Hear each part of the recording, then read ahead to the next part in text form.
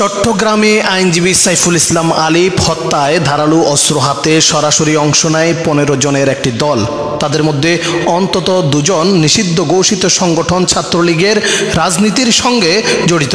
তাদের 7 জনকে গ্রেপ্তার করেছে যৌথ বাহিনী। মঙ্গলবার 26 নভেম্বর রাতভর অভিযান চালিয়ে নগরের বিভিন্ন এলাকা থেকে তাদের গ্রেপ্তার করা হয়। বিষয়টি নিশ্চিত করে কোতোয়ালি থানার ভারপ্রাপ্ত কর্মকর্তা ওসি ফজলুল কাদের বলেন, ঘটনাস্থলের সিসিটিভি ফুটেজ পর্যালোচনা করে হত্যাকাণ্ডে জড়িতদের চিহ্নিত করা হয়েছে। তাদের মধ্যে 7 জনকে গ্রেপ্তারও করা হয়েছে।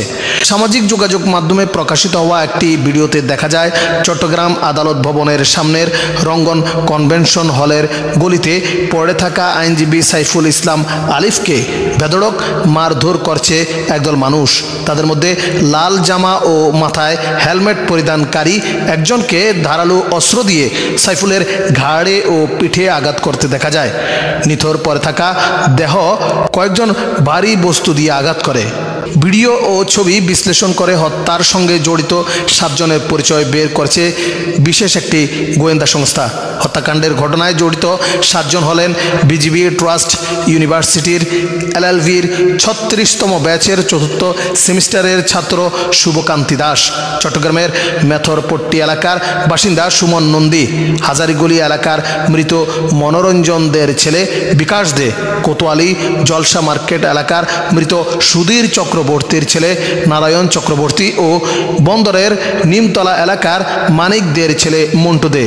এছাড়া দক্ষিণ জেলা ছাত্রলীগের সাবেক সাধারণ সম্পাদক তাহেরের অনুসারী ও শিপিং কোম্পানিতে চাকরি করা রাজীব ভট্টাচার্য, চট্টগ্রাম বাকুলিয়া কলেজ ছাত্রলীগের সভাপতি জিয়াউদ্দিন ফাহিম।